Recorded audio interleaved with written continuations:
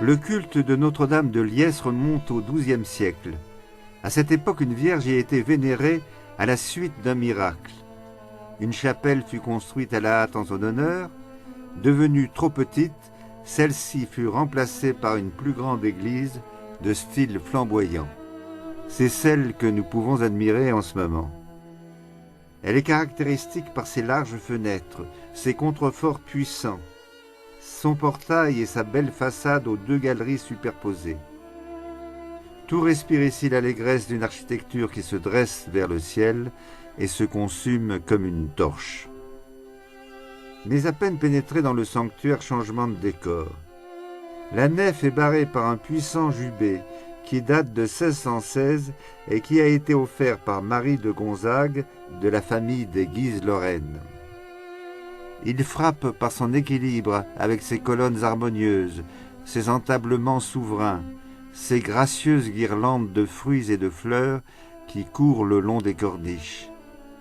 Ici, comme le dit le poète, tout est ordre et beauté, luxe, calme et volupté. Au fond du chœur, l'autel est aussi de facture classique. Il présente aux fidèles la Vierge Noire. Cette œuvre miraculeuse a connu bien des vicissitudes. D'abord, elle fut brûlée à la Révolution française. Remplacée dès la Restauration, elle retrouva en 1857 sa belle couronne. Là, elle fut vandalisée quelques années après la guerre, exactement en 1948. La couronne de Marie ainsi que celle de son fils disparurent. Il fallut attendre plusieurs années avant que les pièces manquantes soient remplacées. C'est M. Maleriot qui s'est chargé de la composition du nouveau joyau. Le souvenir des chevaliers errants est le leitmotiv de la réalisation. La couronne de la Vierge, Stella Matutina, rappelle l'astre de Marie qui guide les rois mages et ramène les captifs en France. Les cintres de la couronne sont formés de cordes, remémorant leur esclavage. Le bandeau est illustré par la cotte de maille des croisés. Ainsi parle l'abbé Profit de sa basilique. Cette basilique est un lieu profond où j'aime bien venir moi-même pour prier et surtout prier avec des communautés chrétiennes et aussi accueillir des pèlerins puisqu'il en vient de partout, il en vient de tous les continents, nous l'avons vérifié il y a quelques années. Et ces pèlerins viennent attirés par la réputation du lieu et ils aiment bien le cadre, la couleur, la semi-obscurité et puis aussi le message Notre-Dame de Liesse qui les accueille, qui leur présente son fils Jésus comme le libérateur, parce que Notre-Dame de Liesse c'est aussi Notre-Dame de la joie, mais Notre-Dame de la libération. Le chœur est recouvert d'intéressantes boiseries du XVIIIe siècle. Elles sont d'autant plus émouvantes qu'elles sont l'œuvre d'un prêtre qui conjuguait ses talents de prédicateur avec ceux d'ébéniste. Ce même prêtre, l'abbé d'Antony, fut arrêté au moment de la Révolution française et décapité. L'histoire veut que quelques instants avant d'être guillotiné, il embrassa son bourreau en signe de pardon. Sont présentes ici d'autres reliques, des martyrs plus anciens, Saint Prosper et Saint Amand. La chaire est de même style que les boiseries. Elle porte cette inscription « Rectis corde de Laetitia », que votre cœur soit plein de joie. Cette objurgation est répétée à maintes reprises sur les murs de la basilique, comme commandement premier fait aux chrétiens, futurs ressuscités. Le XIXe siècle n'est pas absent de la décoration de la basilique. On notera la présence d'un retable dédié à Saint Joseph et orné de deux statues, celle de Saint Louis de Gonzague à gauche et celle de Saint Antoine de Padoue à droite, beaux jeunes gens, pleins de grâce et de componction.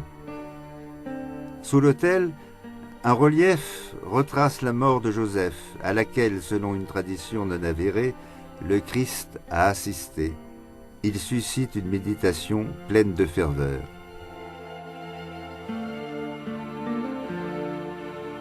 En plus des œuvres sculptées, la basilique Notre-Dame de Liesse possède d'intéressantes peintures. D'abord ce tableau, offert au sanctuaire par la Corporation des marchands de Paris. Elle représente la Pentecôte avec les multiples petites flammes qui illuminent le visage et le cœur des assistants. Autre peinture pleine d'espérance et de tendresse, celle de Vignon, XVIIe siècle, consacrée à la Nativité. Elle a été commandée par le comte de Moly et Isabelle de Jouvenel que l'on voit ici. Elle est un bel hommage à la Vierge Marie, mais aussi à Anne d'Autriche, qui a donné naissance avec Louis XIV à l'enfant du miracle. Mais de miracle, Marie n'en est pas avare, elle qui sauva déjà au XIIe siècle un pauvre diable pourchassé par ses créanciers.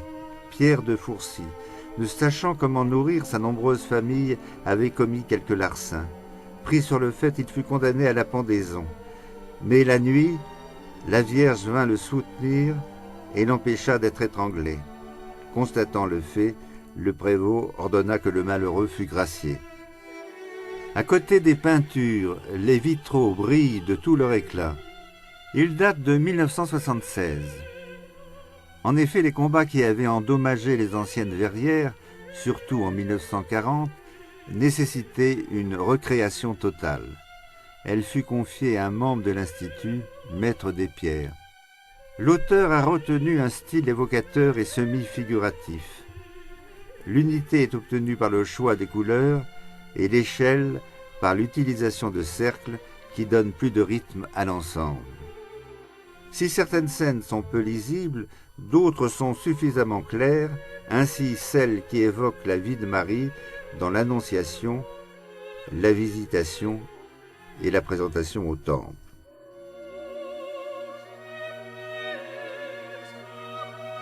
La Vierge sous la forme de la Vierge Noire est présente sur toute une verrière. Elle accueille les pèlerins. Sur la lancette de gauche, on distingue Saint Jean-Baptiste de la Salle, Madame Acquarie, Mabillon, trois grands réformateurs du XVIIe siècle. Ils sont accompagnés de pénitents blancs et de religieuses, ainsi que de l'évêque de Laon. Sur la lancette de droite, M. Ollier, créateur des séminaires au XVIIe siècle, et Patrice de la Tour du Pin et Albert de Mun, connus pour leurs idées sociales, conduisent un pèlerinage ouvrier. Ainsi, les événements récents sont mêlés à un passé plus lointain. Notons encore dans le quadrilobe la présence de personnages bibliques, Anne, mère de Samuel, en dessous Sarah, et de l'autre côté David et Abraham. Mais une autre verrière rappelle la présence en ces lieux de tant de rois de France venus vénérer la Vierge Mère. La lancette centrale représente Louis XI et ses médailles, et François Ier accompagné des vignerons de Champagne et des fermiers du Soissonnais.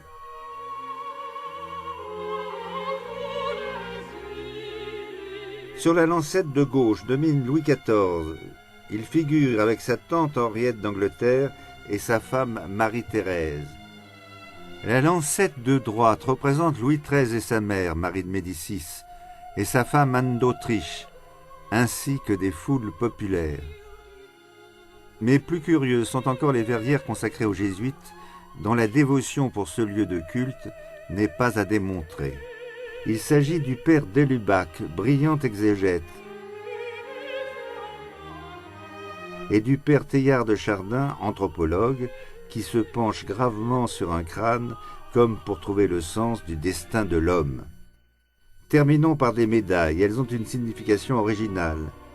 Ces médailles sont là déposées au pied de Notre-Dame de Liesse, ex-voto un peu particulier, mais témoignage de la foi, du courage et de l'espérance chrétienne d'un ordre qui a été certes attaqué, mais dans le même temps si admiré.